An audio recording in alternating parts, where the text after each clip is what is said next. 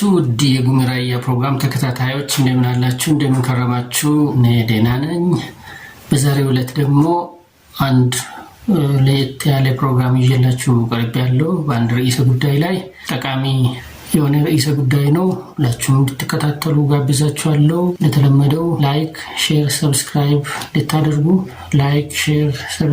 ፎሎ ስታደርጉ በሚቀጥለው ጊዜ ደግሞ በተከታታይ ሌሎች ቪዲዮዎችንም በተለያዩ ርዕሶች ላይ ለማዘጋጀትና ወደ እናንተ ለማድረስ ሞራል ይሰጣል ማለት ነው። ስለዚህ በዚህ አጋጣሚ ቪዲዮዎቹን ስትከታተሉ ደግሞ ሰብስክራይብ ማድረግ፣ ሼር፣ ላይክ ማድረግ እንዳትረሱ። ዛሬ የማቀርብላችሁ ርዕሰ ጉዳይ ምንድነው?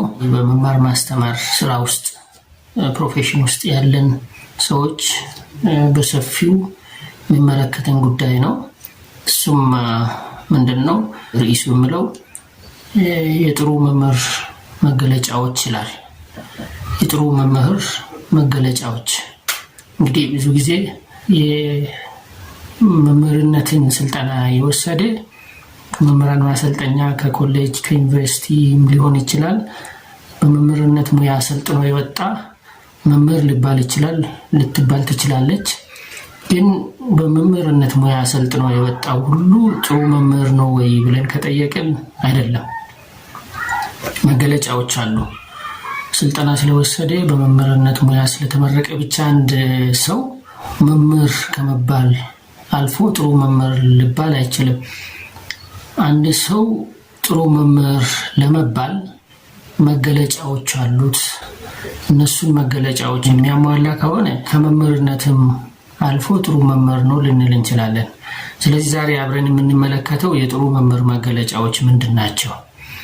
በዛ ውስጥ እነሱን ካየን በኋላ እያንዳንዱ መምህርት ነኝ ብሎ የሚል ሁሉ ወይ ደግሞ በዛ ሙያ የተመረቀ በዛ ሙያ ውስጥ ያለ ሰው ሁሉ ራሱን በዛ ውስጥ ሊመለከት ይችላል፣ ሊገመግም ይችላል።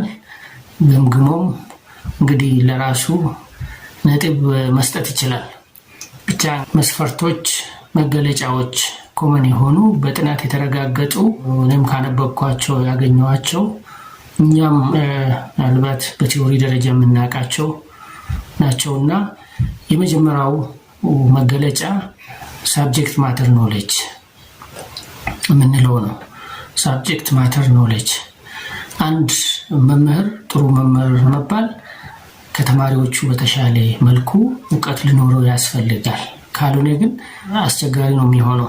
ምክንያቱም ከዩኒቨርሲቲ በመምህርነት ሙያ ስንመረቅ ወይ ከኮሌጅ በመምህርነት ሙያ ስንመረቅ ይዘን የወጣነው እውቀት ብቻ በቂ አይደለም። ለአንድ መምህር እውቀት አለው ለማለት ያኔ ገና ሲመረቅ ይዞ የመጣው እውቀት ብቻውን በቂ አይደለም። በተለያየ መንገድ በማንበብ ሰዎችን በመጠየቅ እና ከተለያየ ሶርስ በሚያገኛቸው እውቀቶች የራሱን እውቀት ማሳደግ መቻል አለበት። አንድ መምህር በሙያው ከተመረቀ በኋላ ሙያውን ለማሳደግ እውቀቱን ለማሳደግ ሁሌ የሚያነብ መሆን አለበት። ሁሌ የሚያነብ፣ ሁሌ የሚጠይቅ፣ ለማወቅ ጥረት የሚያደርግ፣ የተለያዩ ምንጮችን በመጠቀም እውቀቱን ለማሳደግ ጥረት የሚያደርግ ዛሬ ደስ በሚል መልኩ የእውቀት ምንጭ የሆኑ ብዙ የቴክኖሎጂ ውጤቶች አሉ። በሞባይላችን እንኳን ሳይቀር ብዙ መጽሐፍትን ይዘን እንንቀሳቀሳለን። በተለያየ ቦታ ላይ ሆነን ደግሞ ልናነባቸው ልናዳምጣቸው የምንችላቸው እውቀት የሚሰጡ ብዙ በሶፍት ኮፒ በዩቲዩብ ላይ በተለያዩ ርዕሰ ጉዳዮች ላይ ቶፒኮች ላይ ሌክቸሮች ይሰጣሉ። በተለያየ መንገድ ብንጠይቃቸው የምናገኛቸው እውቀት የሚሰጡ ብዙ ዩቲዩብ ላይ ያሉ ሌክቸሮች አሉ። እነሱን በማዳመጥ እውቀታችንን ልናሳደግ እንችላለን። ስለዚህ ዛሬ ላይ ከራሳችን ችግር የተነሳ ካልሆነ በስተቀር የሪሶርስ እጥረት የለም። እውቀታችንን ለማሳደግ ሪሶርስ አጣው፣ መጽሐፍ አጣው፣ ማነበው ነገር የለም፣ ማዳምጠው ነገር የለም ብለን የምንለው ነገር የለም። ቴክኖሎጂ በጣም በሰፊው እድሎችን አመቻችቶልናልና ይሄን አጋጣሚ መጠቀም እንችላለን። ያኔ ከኮሌጅ ስንመረቅ፣ ያኔ ከዩኒቨርሲቲ ስንመረቅ በሙያው ይዘን የወጣነው እውቀት ብቻውን በቂ አይደለም። ምክንያቱም ኖሌጅ ኢዝ ዳይናሚክ ነው የሚባለውና በየጊዜው ይቀያየራል፣ በየጊዜው አፕዴት ይደረጋል።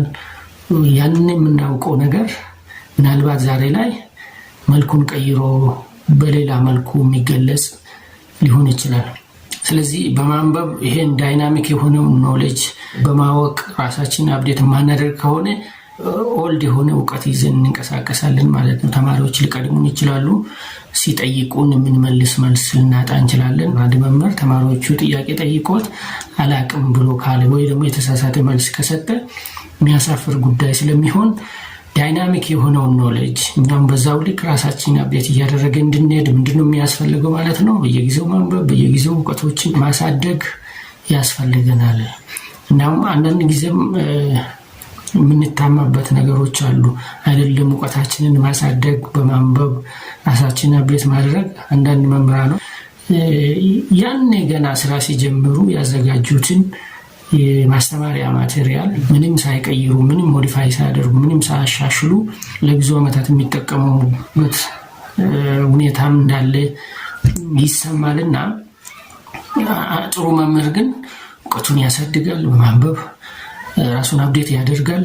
ዳይናሚክ የሆነውን ኖሌጅ እየተከተለ እውቀቱን ያሳድጋል። በዛው ልክ የማስተማሪያ ማቴሪያሎችንም ፓወርፖይንት ሊሆን ይችላል፣ ለተማሪዎች የሚሰጣቸው አንዳውቶች ሊሆኑ ይችላሉ። በየጊዜው እያሻሻለ እየቀየረ ኢምፕሩቭ እያደረገ መሄድ አለበት ማለት ነው። ስለዚህ እውቀታችንን ብቻ ሳይሆን ማስተማሪያ ማቴሪያሎቻችንንም ጭምር እያሻሻልን መሄድ ይኖርብናል ማለት ነው። ግን በዚህ ረገድ እኛ ደካሞች ካልሆነን በስተቀር ጓደኞቻችን፣ ባልደረቦቻችን፣ በዙሪያችን ያሉ ሰዎች አንዱ የእውቀት ምንጭ ሊሆኑ ይችላሉ። በዛ ላይ በተጨማሪ የቴክኖሎጂ ውጤት የሆኑን ዩቱብ፣ ኢንተርኔት እና የመሳሰሉት ደግሞ ተጨማሪ የእውቀት ምንጭ ይሆናሉ ማለት ነው እና እነዚህን መጠቀም ያስፈልጋል። ካልሆነ ግን እውቀታችን ሊያድግ አይችልም። ዳይናሚክ የሆነውን እውቀት ልናሻሽል አንችልም፣ ልናሳድግ አንችልም። ተማሪዎች ይቀድሙናል። እንደዛ ከሆነ ግን ጥሩ መምህር አይደለንም ማለት ነው። ስለዚህ የጥሩ መምህር መገለጫ እውቀቱን የሚያሳድግ፣ እውቀቱን የሚያሻሽል፣ የሚያነብ፣ ተማሪዎቹንም እንዲያነቡ የሚያነሳሳ፣ ተማሪዎች ለሚጠይቁት ጥያቄ ትክክለኛ መልስ የሚሰጥ፣ ራሱን እያሻሻለ ማቴሪያሎቹንም እያሻሻለ በየጊዜው የሚጠቀም መምህር ነው ማለት ነው። ካልሆነ ግን ጥሩ መምህር ልንባል አንችልም። አንድ ጊዜ አስታውሳለሁ 9ኛ ክፍል ተማሪ እያለሁ አንድ መምህር አስታውሳለሁ። የፊዚክስ አስተማሪ ነው። ፊዚክስን እንዲጠላ ያደረገኝ አስተማሪ ነው። ምንድነው ገና የመጀመሪያ ቀን ክፍል ሲገባ ምንድነው ያለው? እንግዲህ እኔ ሳብጀክቱን ብዙም አላቅም፣ ከእናንተ የተሻለ አላቅም፣ ስለዚህ አብረን እንማራለን፣ ብዙም ጥያቄ አታብዙ፣ ከእናንተ የተሻለ አላቅም ብሎ ጀመረ። እንግዲህ ይታያችሁ፣ አንድ መምህር ገና ክፍል ገብቶ እኔ አላቅም ብሎ ካለ ከሱ ምንድነው የምንጠብቀው? እውነት አስተማሪ ነው ብለን የተሻለ ነገር ይዞልን ይመጣል፣ አዲስ ነገር ኢንፑት ይዞልን ይመጣል ብለን ልንጠብቅ አንችልም። ገና ከመጀመሪያው አፕታይት የሚዘጋ ነገር ስለሆነ እንዳለውም ሁሌ ክፍል ሲገባ ሌሎችን ላይ ካልኩሌሽኖች እንዲሰሩለት አድርጎ መስታወሻው ላይ ደብተሩ ላይ ይዞ ይመጣና ይዞ የመጣውን ጥቁር ሰሌዳ ላይ አይገልብጦ ይወጣል። ማንም አይጠይቀውም፣ ጥያቄም አያስተናግድም።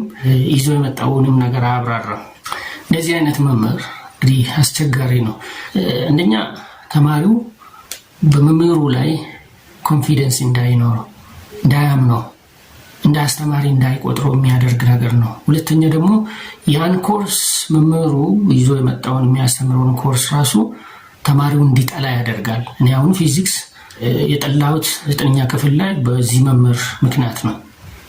ምክንያቱም ምንም አላስተማሪ ዓመቱን ሙሉ እንዳናስቀይር እንኳን የመምህር እጥረት አለ ተብሎ ነው ካለበት ተፈልጎ የመጣና ያኔ ብዙ ሴክሽኖች ነበሩ እና እንዳለመታደል ነው ካሉት መምህራን እንደዚህ አይነትም መምህር አጋጠመን። ኮርሱን ጠላው። ስለዚህ አንዳንድ መምህራን ምን ወዶን ኮርሱን ከአንድ እንጠላ ሊያደርጉ ይችላሉ። ለዛ ያለንን አፕታይት ሊዘጉ ይችላሉ። እንደዚህ አይነት መምህር ጥሩ መምህር አይባልም። መምህር ነው ግን ጥሩ መምህር አይደለም። በሙያው ተመርቀዋል ግን ሙያው የሚፈልግበትን ነገር ስለማያሟላ በቂ እውቀት ስለሌለው እውቀቱንም እያነበበ ደግሞ ሚራክል አይደለም እኮ እውቀት ማሳደግ ማለት ይሁን ከሰማይ የሚወርድ ነገር አይደለም።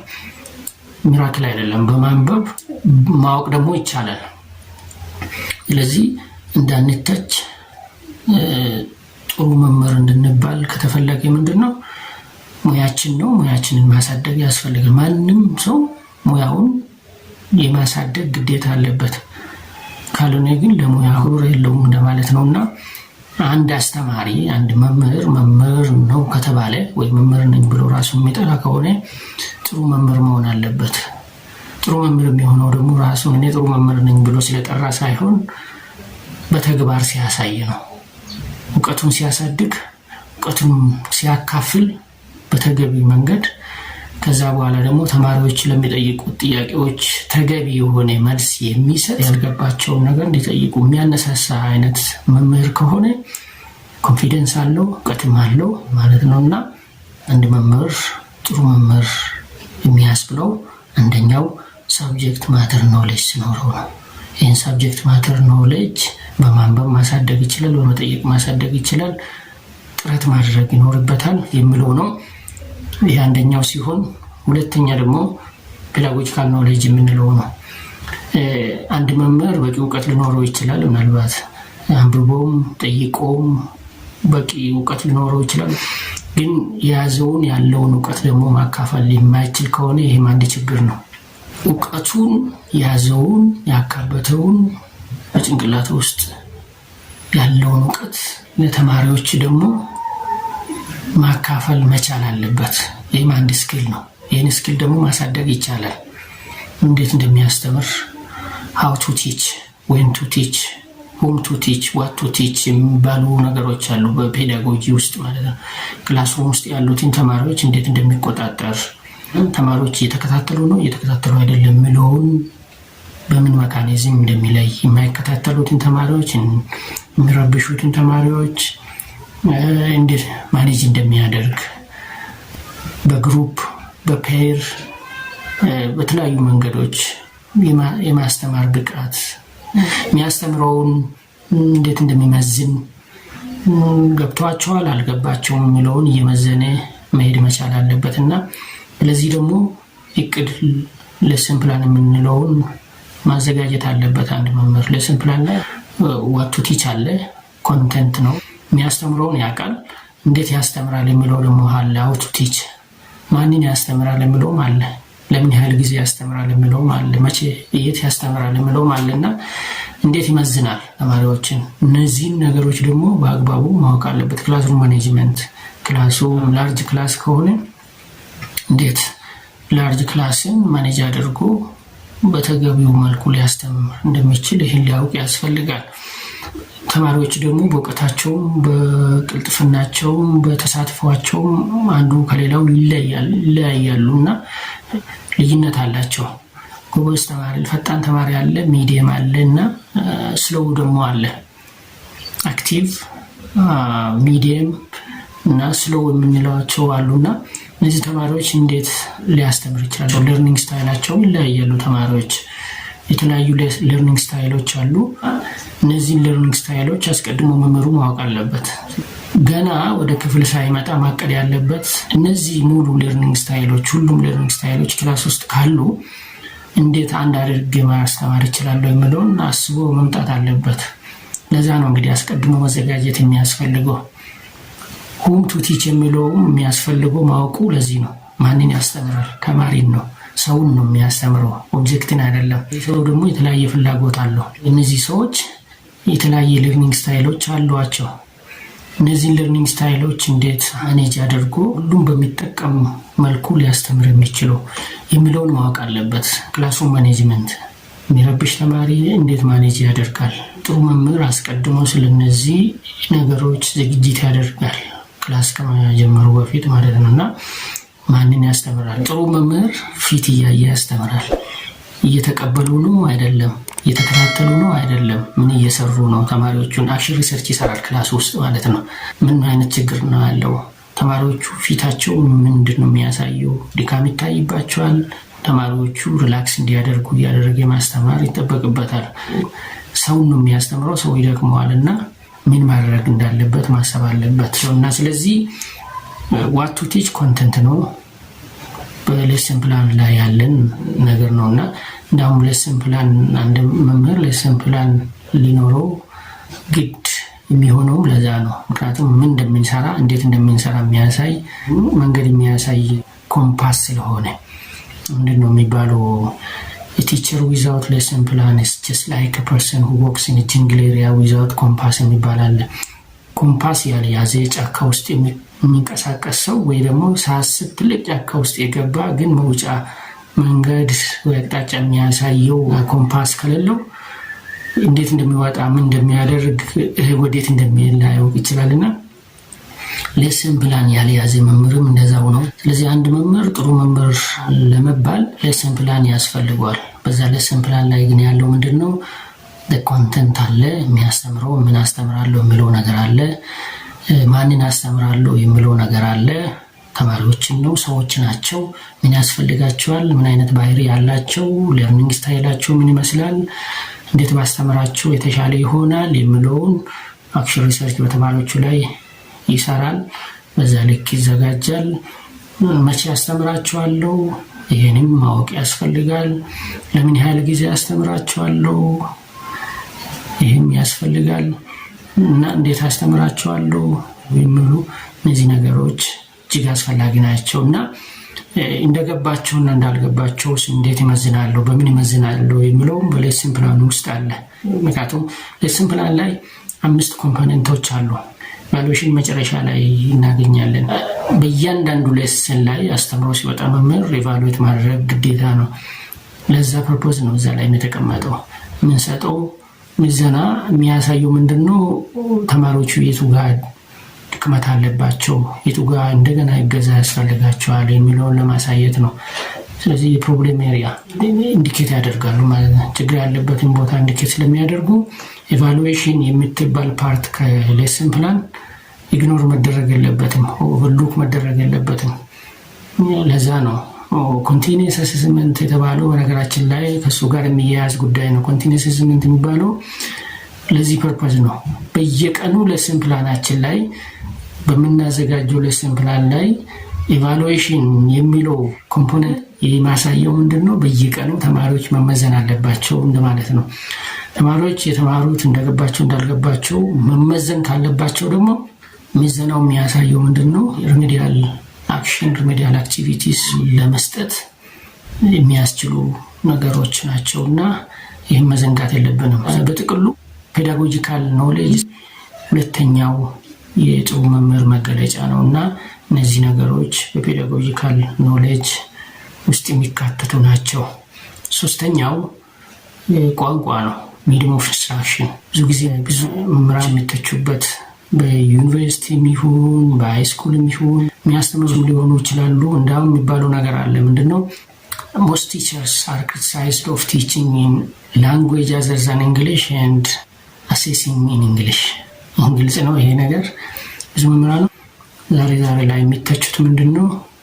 በሌላ ቋንቋ እያስተማሩ ነገር ግን መጨረሻ ላይ በእንግሊዘኛ እየመዘኑ አንድ ላይ መሄድ የማይችል ነገሮች በማድረግ ብዙ መምህራኖች ይተቻሉ እና ይሄ በየክላሶቹ ያሉ ገመናዎች ናቸውና እንግዲህ ሚዲየም ኦፍ ኢንስትራክሽን አለ። በሚዲየም ኦፍ ኢንስትራክሽን ማስተማር ግዴታችን እስከሆነ ድረስ መጠቀሙ ግዴታ ነው። ምክንያቱም መጨረሻ ላይ የምንመዝነው በዛው በሚዲየም ኦፍ ኢንስትራክሽኑ ከሆነ በሌላ ቋንቋ አስተምረን በእንግሊዝኛ የምንመዝን ከሆነ አሴስ የምናደርግ ከሆነ ሳንፌር ባልተማሩበት ቋንቋ እየተመዘኑ ነው ማለት ነው። እዚህ አንደኛ ውጤታቸው ሰክሰስፉል ላለመሆናቸው አንደኛ ምክንያት ሊሆን ይችላል ማለት ነው። ምክንያቱም ባላስተማርነው ቋንቋ ስንመዝን ተማሪዎቹ ውጤታማ እንዳይሆኑ አንዱ ምክንያት ሊሆን ይችላል። ስለዚህ እኛ ምናልባት ችግር ሊኖር ይችላል፣ የቋንቋው አለመቻል እስከመጨረሻ ወጥ በሆነ አቋም ቋንቋውን መጠቀም ብቃቱ ላይ ኖረን ይችላል። ግን ደግሞ አስተማሪ እስከተባለን ድረስ ቋንቋ መቻል ግዴታ ነው። ሚዲየም ኦፍ ኢንስትራክሽን እንግሊዘኛ ነው። እንግዲህ ብዙ ጊዜ እንግሊዘኛ ነው። እንግሊዘኛን መቻል ግዴታ ነው። አንድ አስተማሪ እንግሊዘኛ መቻል አለበት። ካልቻለም ለመቻል ጥረት ማድረግ አለበት። ስኪሉን ማሳደግ አለበት። ምክንያቱም ኮንቴንት ማወቃችን ብቻውን በቂ አይደለም። ኮንቴንቱን ወደ ተማሪዎች የምናስተላልፍበት ሚዲየሙን ካላወቀን ኮንቴንቱ እኛ ጋር ይቀራል ማለት ነው። እናውቃለን፣ ግን መንገዱን ስለማናውቅ ሚዲየሙን በአግባቡ መጠቀም ስለማንችል ወደ ተማሪ የምናስተላልፈው ነገር ቁንጽል ነው የሚሆነው ማለት ነው። ጥሩ እውቀት ያላቸው መምህራን እውቀታቸውን በተገቢ መንገድ ለማስተላለፍ ላንጉዌጅ ቤሪየር የቋንቋ ችግር አለ። ሚዲየም ኦፍ ኢንስትራክሽን ጥረት ካደረጉ ማሻሻል ማሳደግ የሚቻል ጉዳይ ነው። ምናልባት ችግሮች ካሉ ለማሻሻል ጥረት ማድረግ ደግሞ የእሷ ፋንታ ነው። ቅድም እንዳነሳ ነው የቴክኖሎጂ ውጤቶች በመጠቀም ዩቲዩቦችን በመጠቀም ስፔሻል ክላሶች ለዚህ የተዘጋጁ የሚሰጡ ላንጉዌጅ ኢምፕሩቭመንት ሴንተሮች ማሰልጠኛዎች ስላሉ እነሱን በመጠቀም በብዙ መንገድ ቋንቋችንን ማሻሻል እንችላለን። ግን ግዴታ ነው ማድረግ አለብን። አስተማሪ ሆነን ሚዲየም ኦፍ ኢንስትራክሽን የሚያስቸግረን ከሆነ ጥሩ አስተማሪ አይደለንም። ምክንያቱም የያዝነውን እውቀት ማስተላለፍ አንችልምና። እና ሌላኛው ሶስተኛው ምንድነው? አንድ አስተማሪ ጥሩ አስተማሪ ነው ለመባል እውቀቱን በተገቢ መልክ ለማስተላለፍ የሚያስችለውን ቋንቋ ሚዲየም ኦፍ ኢንስትራክሽን በተገቢው መልክ መቻል ይጠበቅበታል የሚለው ነው። ልንተች አያስፈልግም። በዚህ ረገድ በቀላሉ ልናሳድግ ልንማር ልናውቅ የሚገባንን ነገር ችል በማለት በሌላ ቋንቋ እያስተማርን በእንግሊዝኛ መመዘን አንፌር ስለሆነ እነዚህን ነገሮችንም ማስተካከል ይጠበቅብናል እና ማናደርግ ከሆነ ግን እውቀቱን በቋንቋ ምክንያት በምንፈልገው ደረጃ ማስተላለፍ የማንችል ከሆነ ግን ወይ ደግሞ እሱን ለማካከስ በሌላ ቋንቋ የምናስተምር ከሆነ አሁንም ምንድነው ጥሩ መምህር ሊያስብለን አይችልም ነው። አራተኛውና የመጨረሻው ደግሞ ሶሲዮ አፌክቲቭ ፋክተር የምንለው ነው። ይህ ደግሞ አንድ መምህር ከተማሪዎቹ ጋር ከሚያስተምራቸው ተማሪዎቹ ጋር ያለው መልካም ግንኙነት ሪሌሽንሺፕ የሚያሳይ ነገር ነውና መምህር እንግዲህ እንደሚባለው የቀለም አባት ነው ይባላል። ምናልባት ይሄ ጀንደር ባያዝድ ነው እስከሚገባኝ ድረስ ጀንደር ባያዝድ ነው። የቀለም አባት የሚያስተምሩ ወንዶች ብቻ አይደሉም። መምህራን የምንላቸው ወንዶች ብቻ አይደሉም። ሴቶች እህቶቻችንም አስተማሪዎች አሉና ስለዚህ ጀንደር ባያዝ የሆነ ማስቀረት በተለምዶ የቀለም አባት የሚለውን የቀለም ወላጅ ብንል ጥሩ ይመስለኛል። እናንተም እንደምትስማሙ ተስፋ አደርጋለሁ። እና እነዚህ የቀለም ወላጅ የተባሉት መምህራን ተማሪዎቻቸውን እንዴት ያቀርባሉ? የቀለም ወላጅ ከተባለ አንድ ሰው እንግዲህ ቀለም ብቻ አይደለም የሚሰጠው ማለት ነው። አስተማሪ መሆኑ ቀለም መስጠቱን ያሳያል፣ ያስተምራል። ግን ደግሞ ወላጅ መባሏ ደግሞ ከዛ ያለፈ ነገር ያደርጋሉ እንደማለት ነው። ተማሪዎችን ይመክሯቸዋል፣ ያቀርቧቸዋል፣ የሚሻለውን ነገር ይነግሯቸዋል። መምህር ከመምህርነት ያለፈውን ነገር የሚያደርግ ግን መምህር ብቻ ሳይሆን እንደ ወላጅም ነው የሚሆነው ማለት ነው። የሚጠበቀው ተማሪዎቻቸውን ማቅረብ፣ ከተማሪዎቻቸው ጋር ጥሩ ሪሌሽንሺፕ የአባትና የልጅ የእናትና የልጅ የወላጅ እና የልጆች አይነት ሪሌሽንሺፕ ጥሩ ግንኙነት ማሳደግ ያስፈልጋል። ከተማሪዎቻቸው ጋር ለሚጠይቋቸው ጥያቄዎች መልስ መስጠት፣ ተማሪዎቻቸውን ለመምከር ዝግጁ መሆን፣ ቀለም ብቻ አስተምሮ ከክላስ መውጣት ሳይሆን አንዳንድ ተማሪዎች የሚጎዳቸውንና የሚጠቅማቸውን መለየት የማይችሉበት እድሜ ላይ ስለሆኑ መምህራን ደግሞ ከነሱ የተሻሉ ስለሆኑ ልምድም ስላላቸው ብዙ ነገሮችንም ስላለፉ ስለሚያውቁ የሚጎዳውንና የሚጠቅመውን እናውቃለን። ስለዚህ ለተማሪዎቻችን በተጨማሪ ምክር ልንሰጣቸው ያስፈልጋል። የሚጠቅመውን ነገር እንዲይዙ፣ እንዲያነቡ፣ ቴክኖሎጂ በአግባቡ እንዲጠቀሙ፣ ከተለያዩ ሱሶች ራሳቸውን ነፃ እንዲያደርጉ፣ ራሳቸውን እንዲጠብቁ፣ አልባሌ ቦታ ላይ እንዳይገኙ፣ መጽሐፍ እንዲያነቡ፣ ከተማሪዎች ጋር ስለ ትምህርት እንዲወያዩ፣ እንዲጠያየቁ፣ የሚያውቁትን ሼር እንዲያደርጉ፣ የማያውቁትን ከሌላ ሰው ጠይቆ እንዲማሩ፣ ከሌሎች ተማሪዎች ጋር መልካም የሆነ ግንኙነት እንዲኖራቸው እና ጥሩ አስተሳሰብ እንዲኖራቸው፣ ክሪቲካል ቲንኪንጋቸው እንዲያሳድጉ፣ ላይፍ ስኪል እንዲያሳድጉ፣ እነዚህ ነገሮች ላይ ምክር ልንሰጣቸው ያስፈልጋል። ከምናስተምረው ኮርስ በተጨማሪ ማለት ነው። አላስፈላጊ የሆነ ሪሌሽንሽፕ አይደለም እያልኳለሁ። ከልክ ያለፈ ሪሌሽንሽፕ አይደለም እያልኳለሁ። የቀለም ወላጅ እስከተባለን ድረስ ወላጆች ልጆቻቸውን ያውቃሉ፣ ልጆቻቸውን ይመክሯቸዋል። በምን መንገድ ቢሄዱ ጥሩ እንደሚሆንላቸው ይነግሯቸዋል፣ ይመክሯቸዋል። የትኛው መንገድ ጥሩ አይደለም፣ የትኛው መንገድ ጥሩ ነው የሚለውንም ለልጆቻቸው ይነግሯቸዋል። ስለዚህ ይመካከራሉ ማለት ነው። እንደዚህ አይነት ግንኙነት ነው መምህርና ተማሪዎች መሀልም መኖር ያለበት። እንደ ወላጅ አክት ማድረግ አለበት። አንድ መምህር አስተምሮ ብቻ ማውጣት ከሆነ ማንም ማድረግ ይችላል። ልክ እንደ ገስት አስተማሪ ማለት ነው። መጥቶ አስተምሮ ይሄዳል። ግቢውንም ተማሪዎችንም ከዛ በኋላ ላያያቸው ይችላል። ገስት አስተማሪ አይደለም። አንድ መምህር ለተማሪዎቹ መሆን ያለበት ከሩቅ አገር እንደመጣ ከተወሰነ ጊዜ በኋላ ጥሏቸው እንደሚሄድ ሳይሆን ከኮንተንቱም በላይ ልምዱን ሼር ማድረግ፣ የህይወት ተሞክሮውን ለተማሪዎቹ መንገር፣ ማካፈል ያስፈልጋል። ልምዳችንን ካካፈልናቸው፣ ያለን ምክር ከለገስናቸው፣ ከሰጠናቸው የህይወት ክህሎት እንዲያሳድጉ የምንመክራቸው ከሆነ ተማሪዎች ሲወጡም እኮ ያመሰግኑናል።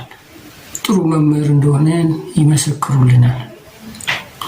የኮንተንት ጥሩ አስተማሪ ልንባል እንችላለን፣ ችግር የለውም። ግን ከዛ ያለፈ ጥሩ አስተማሪ ለመባል ጥሩ የሆነ ግንኙነት ከተማሪዎቻችን፣ ቤተሰባዊ ግንኙነት ከተማሪዎቻችን ጋር ሊኖረን ያስፈልጋል የሚለው ነው። ይሄ ቺፕ ፖፑላሪቲ የሚባለው አይደለም። ያን ከዚህኛው ጋር እንዳናምታታ። አንዳንድ መምህራን ሳያስተምሩ ምንም ሳያደርጉ ክላስ በመቅጣት ብዙ ጊዜ ክላስ ባለመሄድ ተማሪዎች የሚደሰቱ እየመሰላቸው መጨረሻ ላይ ተማሪዎች ብሌም እንዳያደርጓቸው፣ እንዳይከሷቸው ደግሞ ግሬድ ዝም ብሎ በመስጠት የተማሪዎችን አፍ ይዘጋሉ እንዳይናገሩ። የቀጧቸውን ክላሶች፣ ያላስተማሩባቸውን ክፍለ ጊዜዎች ግሬድ በመስጠት የሚያካክሱበት መምህራን አሉ። this is what we call cheap popularity፣ የርካሽ ተወዳጅነት የምንለው ነው። እኔ እያልኩ ያለው የርካሽ ተወዳጅነት ሳይሆን ቤተሰባዊ የሆነ ግንኙነት ማለት ነው። ይሄ ደግሞ ማለት ነው ኮንተንቱንም በተገቢ መልኩ እያስተማረን፣ እውቀታችን በተገቢ መልኩ እያካፈለን፣ ምንም ክፍለ ጊዜ ሳናጠፋ ገብተንም እኮ በቀልድ ልናጠፋ እንችላለን። እሱ አይደለም። ክላሳችን እየገባን ስንገባ ደግሞ በተገቢ መልኩ እያስተማረን፣ ግን በተጨማሪ ምክር ልንለግሳቸው እንችላለን። ጥሩና መጥፎውን ልናሳያቸው እንችላለን። ትክክለኛ መንገድ ላይ እንዲራመዱ ልንነግራቸው እንችላለን። ሁሉም ተማሪ ይቀበሉናል?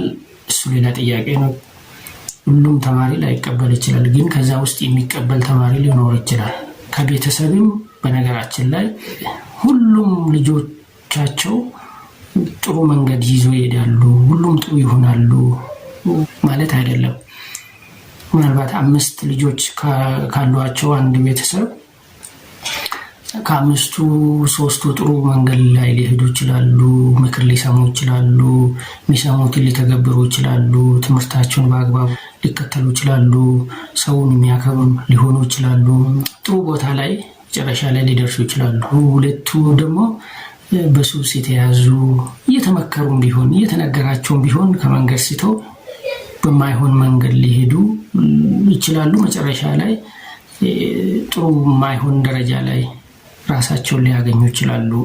ከቤተሰብም ማለት እየተመከሩ ከነዛ ልጆች ጋር ጥሩ ቦታ ከደረሱት ልጆች ጋር እኩል እየተነገራቸው እኩል ምክር እየወሰዱ ማለት ነው። የምናስተምራቸው ተማሪዎችም ሁሉም በተመሳሳይ መልኩ የምንመክራቸውን ምክሮች ይቀበላሉ። አንዳንዶቹ እኮ ስንመክራቸው የሚስቁ፣ የሚሳለቁ፣ የሚቀልዱ ሊኖሩ ይችላሉ። ምንም ችግር የለውም። ከዛ ውስጥ ግን እኛ ማሰብ ያለብን የሚጠቀሙም አሉ፣ የሚሰሙን አሉ።